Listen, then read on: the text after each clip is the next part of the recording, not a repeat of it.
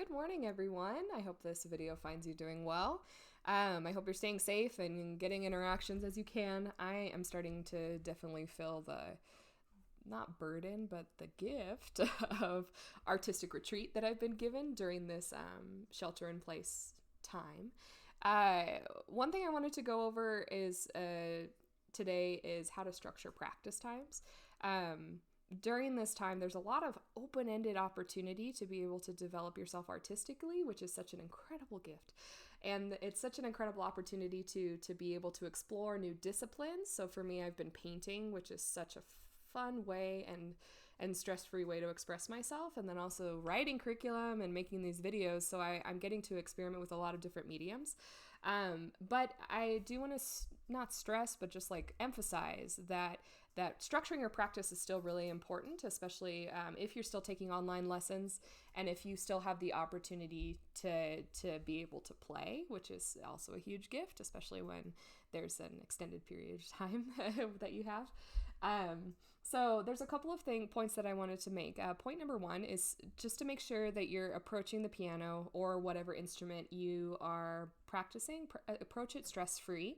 So take the time to center yourself beforehand, whether that's through prayer or meditation, and take the time also, like for me as a Christian, I like to offer whatever I'm practicing to the Lord so that I have the knowledge that it's not about me. I don't need to beat myself up or self-flagellate in order to make something perfect. Like it's a process. Practice is a process, and it's a huge part of making music perfect. So we just want to make sure that we're approaching this in a stress-free way. Practical tips that you can use is stretching. So you can always stretch out your wrists, so putting your hands up against a wall and then rolling the shoulders forward like that and doing it backwards.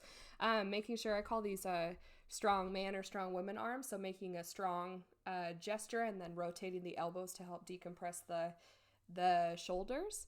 And then also just like kind of just loosey-goosey, making sure you're not, there's no stress stored in your body when you're approaching your instrument as well. That's also critical. And then just making sure, for piano players, making sure your wrists are really relaxed and loose. So for me, as part of a condition that I brought back with me to the US, sometimes, not all the time, praise the Lord, but I get a little bit of tendonitis in my arms. And so just making sure that that you're consciously relaxing yourself before you start playing. It's also a good idea, relaxation. You can also choose a mantra, or for me, I use prayer, but if you want to start and stop practice times with that and making it an intentional discipline. So being like, okay, like or like an example of a mantra would be, I can do this, or I am capable, I am loved, I am beautiful. So self-affirmations in that way. Yeah, so stuff like that. Or if you just want to use prayer. So for me, I'm a prayerful person, and so I start and end those sessions with prayer. Tip number 2 is making sure that you're limiting sessions to 45 minutes or less. I know some people that can just practice for like 70 billion hours at once, and that's a gift. So don't lose that. But we do want to make sure that you're taking care of your body in the midst of all that. So just make sure you're giving yourself a break, you're giving your wrists a break, and also giving your brain a break. Like just taking the opportunity, and even if you just need to step back, maybe get a drink of water or make yourself a cup of tea or coffee and just take kind of a restful moment away from practice for 45 or after 45 minutes.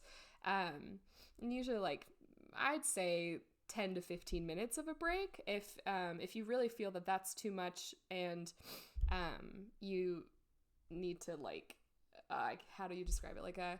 And you need to limit the space because you feel like you're on a roll with something, like that's great.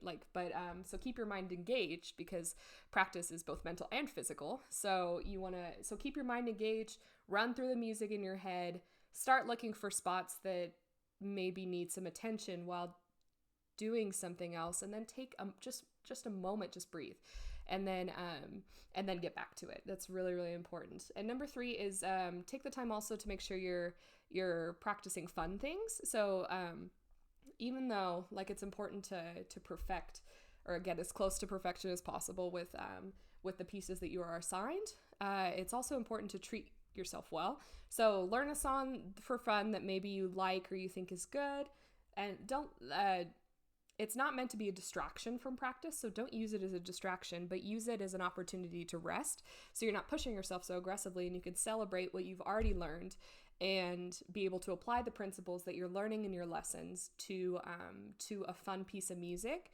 It's gonna engage your brain in a whole new way outside of regular practice, and it's gonna give you just an opportunity to celebrate what you've accomplished, because it's important to celebrate in the midst of learning a strict discipline as well. So that's what I have to say about that. If you have any more tips, I would love to hear them. So feel free to either send them to me or comment below, however you'd like, because it's just important to share these things in community. Again, if you do need anything, I am still offering online piano, ukulele, and voice lessons.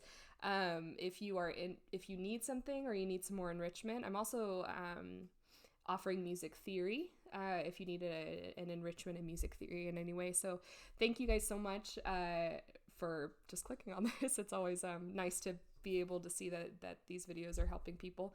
And and if you have any questions or anything, also please comment below or send me a message. I hope you guys have a great week, and I'll talk to you soon. Bye.